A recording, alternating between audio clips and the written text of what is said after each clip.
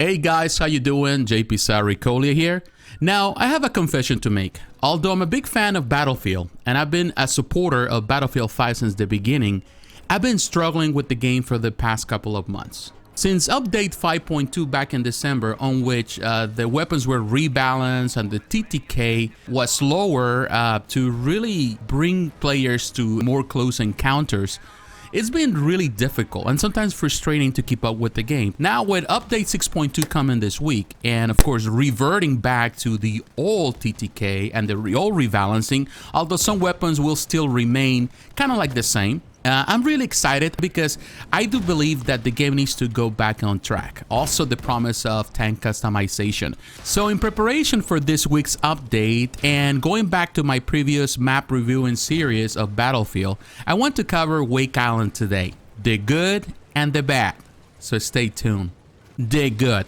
First, it's important to point out the iconic nature of this map. This is the most famous map in the history of Battlefield. It has been in this franchise for almost 20 years, 10 different games, starting with Battlefield 1942. My experience started with Battlefield 2, and then of course I played 1943, Battlefield 3, and now Battlefield 5, and I have always had good memories of the map. Now the map has evolved, has changed, now it's larger than ever before, but still that very iconic horseshoe shape allows you to really travel throughout this map very easily. You can do it on foot, you can do it on tanks, you can do it through boat, so you can go from one end of the island to the other very easily.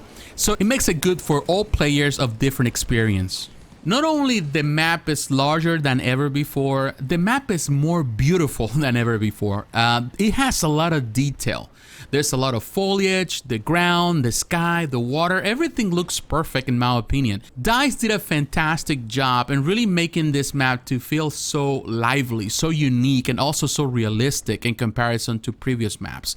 It was a great map in Battlefield 3, but this time around I feel that it's much better than ever before. The level of detail, the sunlight coming through the palm trees and also through the buildings, it's just an experience that it needs to be enjoyed. Now, the shape of this map makes it so perfect for Conquest and Breakthrough. Those are the modes that you are going to enjoy the most in this map, because there's nothing more fun than landing on one end of the island, cross on foot or on tank or vehicles to the other end, of course conquering every flag. It really makes the experience enjoyable. And in my opinion, those are the moments that you're going to encounter. They are perfect. They are Battlefield moments that no other game can compare to. When Wake Island was released, we were not only given the opportunity of a new map, we also were given new weapons. And these weapons are very different in function, but also very interesting. The first gun that was provided, that was the M3 grease gun, the greaser gun, which is an iconic World War II weapon. And a lot of people were excited for it, and I was having a hard time at first with the gun. But then I realized it's actually, the shortcomings were good if you were applying it the right way. The slow rate of fire makes it not a good weapon in close encounters. Other guns are faster and you're gonna get killed sooner. What really makes this a good gun, of course, is the suppressor at medium range. At medium range, pretty much when you go on the side of your enemies, you can be very sneaky. You can be very lethal because they don't know where they get hit. It's definitely a good gun. Once you get the hang of it, you're going to have a lot of fun with it. The second gun that was provided was the Nambu Type 2A SMG, and let me tell you this gun is lethal with the proper attachments. It has a super fast rate of fire. The hip fire also is amazing. This is a gun that you use in close encounters. Now, if you make the clip bigger to 50 rounds, it's going to be deadly. It is a deadly gun. I don't think any other gun can compete at close encounters, at close quarters. This gun has it all. Once you learn the ins and outs of it, you're going to be always on top. We were also given the Type 97 LMG, and this is a great gun for medium to long range. If you add the 3x scope, a better bipod, and stability, this becomes a very lethal weapon, particularly you go in for the headshots. It is a great support gun at a distance. When bipoded, it's more effective. You can run around with it, but I think there are better guns in that situation. What makes this map great, besides the iconic nature of it, is the fact that it's a great map, it's a good map to practice and to learn the ins and outs of the game. So it is perfect for newcomers to the franchise, but also for those that have been playing Battlefield for quite some time, but still feel that they need more skills or need to get better at those skills. It is a great map to practice your shots with assault rifles and sniping rifles because there is not much coverage, foliage, trees, buildings in the way. It is also good to practice your skills driving a tank or different vehicles. And it's a good map to practice your flying skills. I gotta admit, I'm not a good pilot. I don't really fly much in Battlefield. But here you have the opportunity to do it because it's not a huge map. The flags are easy to locate, so you can practice your bombing skills, your shooting skills from the sky. Of course, not good for boots on the ground, but it's good so you can practice and get better at those skills that are, in the end, part of Battlefield. The bad. Now it's time to talk about the bad. Now, I gotta point out, when I mention about the bad, I'm not necessarily talking about bad things in the map. I'm also talking about the things that you have to be aware of. So you have to learn to go around it and to use those to your advantage. And one of them, one of the things that has really hurt this map in particular, has been, of course, update 5.2. The lower TTK, the rebalancing of the weapons like the M1 Garand has really hurt the experience because this is, again, this is a flat map. There's not much coverage, so this is a perfect map for assault rifles and for sniping rifles. So now that they don't have the same power at certain distance, it really makes the experience very unenjoyable. Now, you need to watch out for prone enemy soldiers in the foliage. Although the landscape is bare, almost bare, there's not many shrubs or trees, soldiers can easily blend in due to the color palette and also the lighting effects.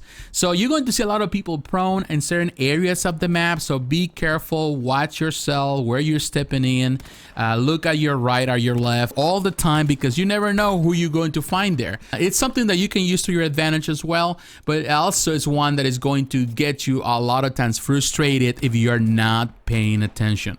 Also, you need to keep in mind that because this map is an easy map for everyone, for every person, every player with different levels of skill, it's going to be one that a lot of people are going to use to practice sniping skills, the tanks, and also their planes. And because of that, you're going to get killed by them a lot. So you have to kind of go and learn the way around those things, how to avoid those tanks, how to avoid those planes, how to avoid the snipers. So it can be frustrating at times, but don't be too frontal with this one. This is not really a frontal type. You have to learn to use the sidelines. It's the best way to really go from one place to the other. Sometimes instead of crossing in line, you're gonna have to cross with the boats. So there's a couple of things you can do to be effective, but yes, it can be frustrating at times. In conclusion, well, Wake Island is Wake Island. It's going to be the most iconic map in the history of the franchise. Even when this game is gone, they're going to bring it back one way or another. But the truth is that the map is good and the way they lay it out is good. Of course, it's been affected by the update that was done in December.